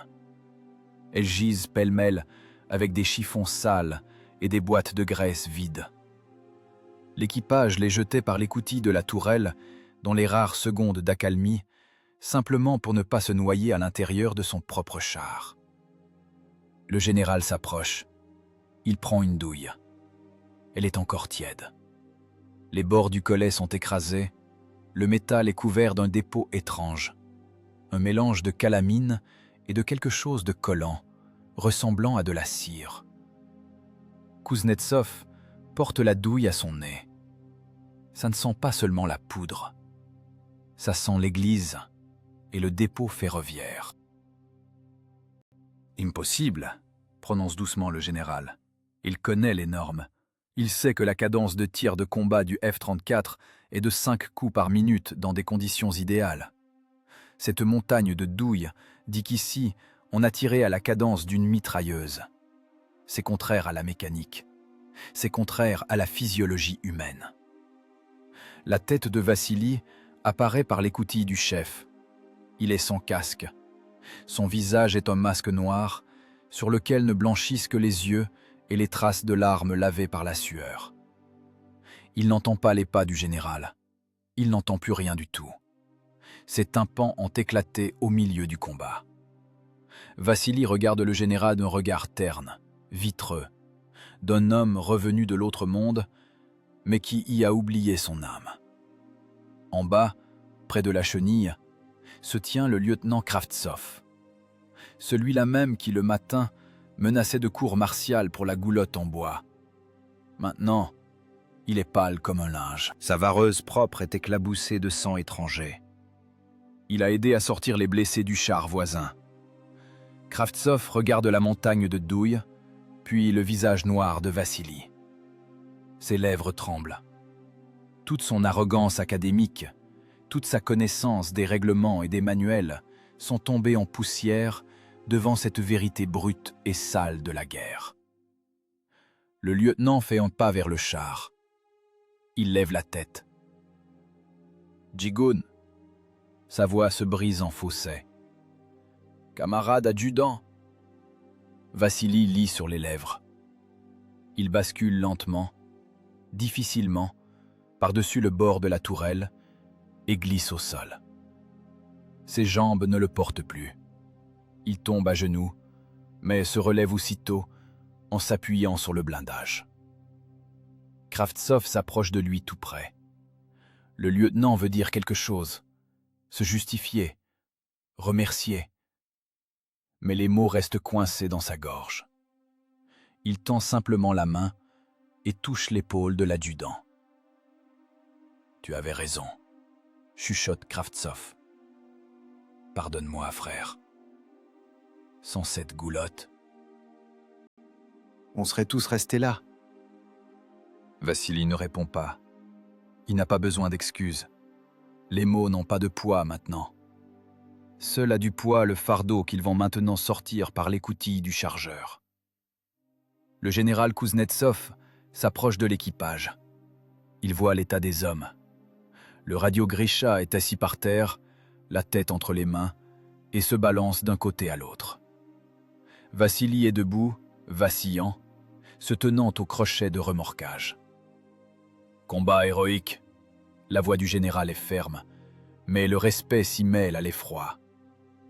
Je proposerai tout le monde pour des décorations. Ordre du drapeau rouge.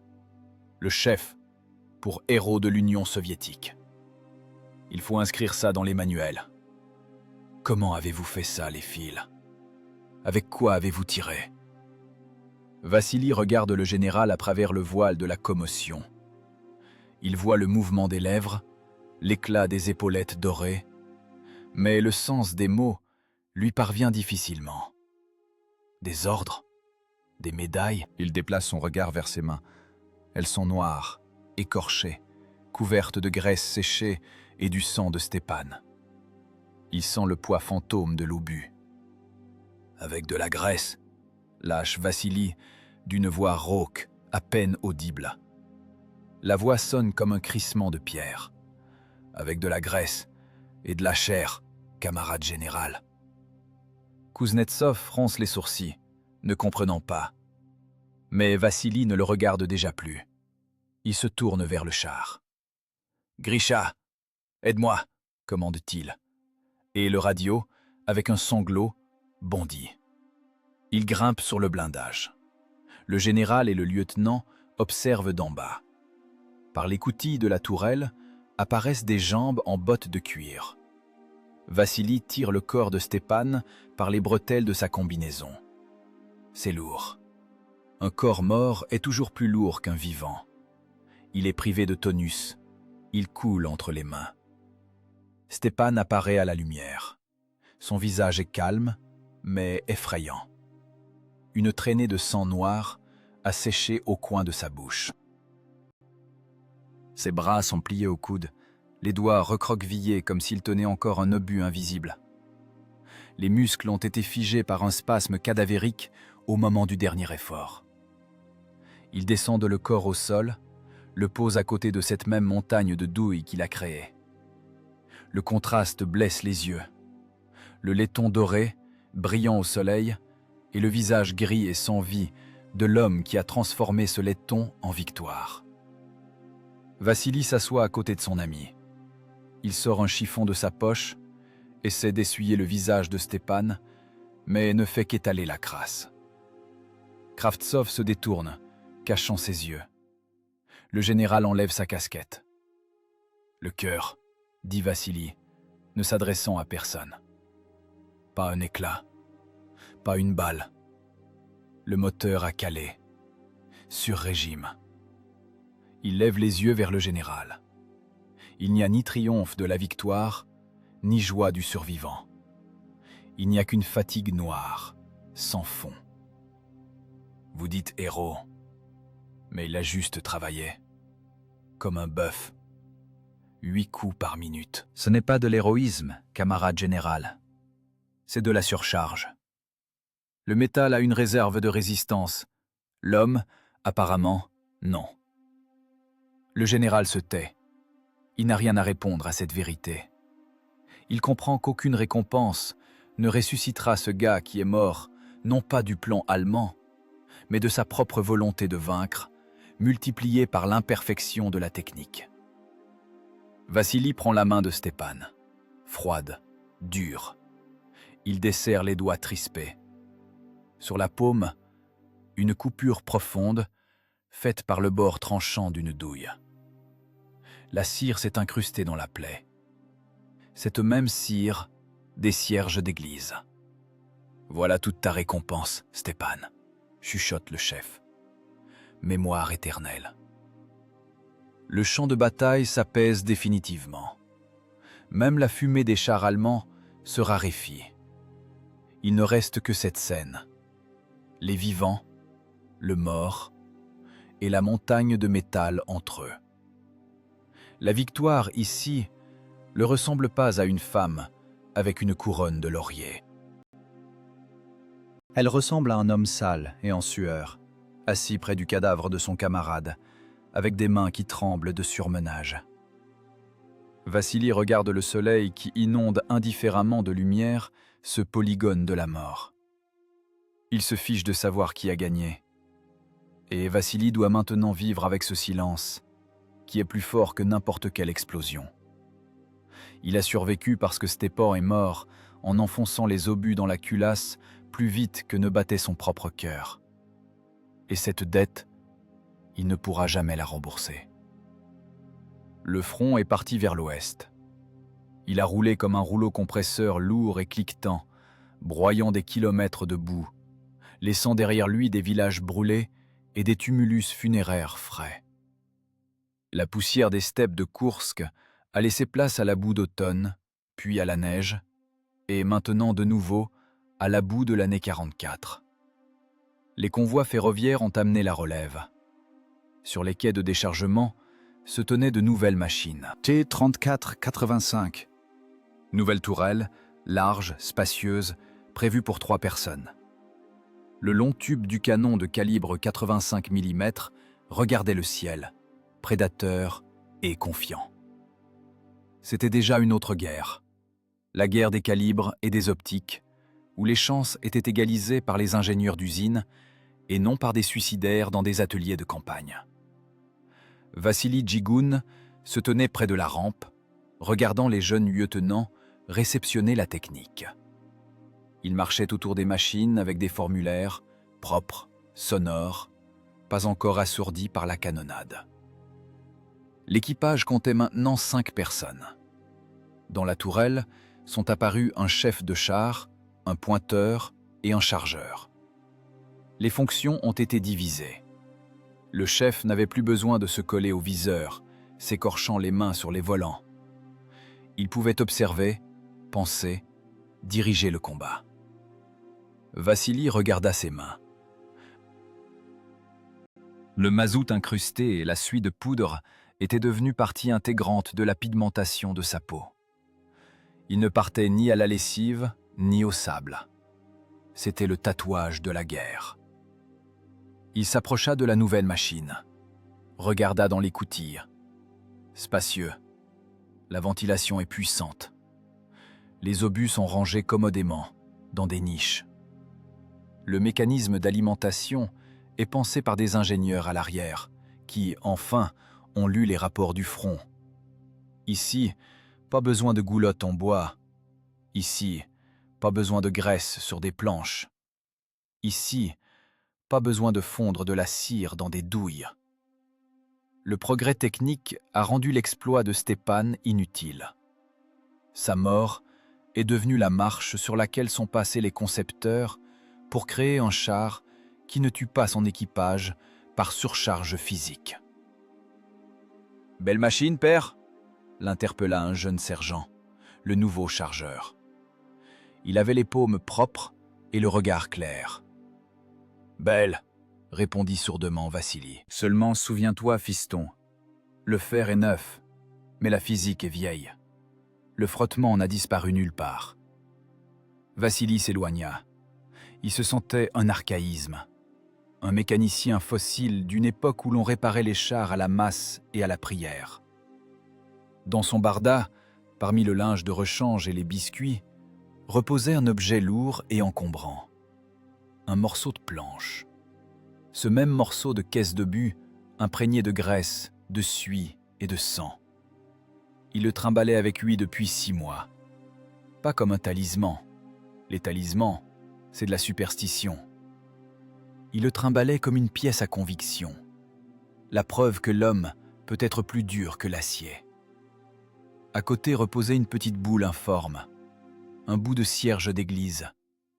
La cire avait noirci, absorbé la poussière des routes, mais gardé son odeur. Cette même odeur douceâtre qui se mélangeait à l'odeur de la mort en ce matin de juillet. La colonne se préparait à la marche. Vassili avait une demi-heure. Il savait où chercher. La tombe était non loin de la gare, sur un tertre que les artilleurs appelaient « hauteur sans nom ». Un monticule ordinaire de terre humide, couronné d'une petite pyramide faite de cornières soudées. Une étoile, découpée dans une boîte de conserve, rouillait sous la pluie. La plaque était en bois. L'inscription au crayon chimique s'était presque effacée, mais Vassili se souvenait de chaque mot. Soldat de la garde, Stepan. Le nom de famille n'avait pas d'importance. Ce qui importait, c'était la fonction. Chargeur. Vassili mit un genou à terre. La boue fit un bruit de succion sous sa botte. Il n'enleva pas son bonnet. Ici, devant le sien, ce n'était pas nécessaire. Il s'était vu dans un tel enfer que l'étiquette n'avait pas d'importance. Il sortit de son sac le morceau de goulotte. Le bois était noir, huileux. Il sentait la vieille graisse rance. Vassili le posa sur la tombe, directement dans l'herbe mouillée. C'était un monument étrange. Une planche pourrie et des taches de graisse. Mais pour ceux qui comprenaient la langue de la guerre, c'était plus majestueux que le granit. C'était un outil. L'outil de travail avec lequel cet homme avait forgé la victoire, brisant sa vie contre lui. À côté, Vassili posa un chiffon gras, un chiffon d'essuyage, le symbole de la pureté du mécanisme. « Réceptionne, Stepan, dit-il doucement. Les nouveaux chars sont arrivés, des 85. Là, le chargeur peut se tenir debout. Ça ne casse pas le dos. Et pas besoin de goulotte. Ces d'usines sont faites. » Il garda le silence, écoutant le vent siffler dans l'étoile rouillée. « On a dépassé le temps alors, Stepan. On l'a dépassé de 20 secondes. Ces 20 secondes sont maintenant dans chaque nouveau plan. Les ingénieurs pensent que c'est eux qui ont inventé. Mais c'est toi qui as inventé. Avec tes veines. » Vassili sortit le bout de cierge. Il ne l'alluma pas. Au vent, le feu ne tiendrait pas. Il enfonça simplement la cire dans la terre molle à la base de la pyramide. La chimie d'église est retournée à la terre. La boucle est bouclée. La cire qui devait élever des prières vers le ciel a aidé à envoyer dans l'autre monde 16 équipages allemands et un gars russe. Vassili s'essuya les mains sur son pantalon. Le geste était habituel, mécanique. Les mains restèrent sales quand même. Cette saleté faisait maintenant partie de son ADN. Il se leva. En bas, sur la route, les diesels rugirent. La colonne de chars neufs, puissants, parfaits, s'ébranla vers l'ouest. Ils allaient achever l'ennemi, s'appuyant sur le blindage, l'optique et la puissance des moteurs. Mais Vassili connaissait la vérité. Il savait qu'à la base de cette avalanche d'acier, il n'y a pas seulement de l'acier allié et de la poudre. Dans ses fondations, il y a des planches pourries comme celle-ci, une boîte de graisse bon marché et un cœur humain surchauffé qui a refusé de s'arrêter tant que le râtelier n'était pas vide. Parfois, l'issue de la bataille n'est pas décidée par les généraux ni les concepteurs.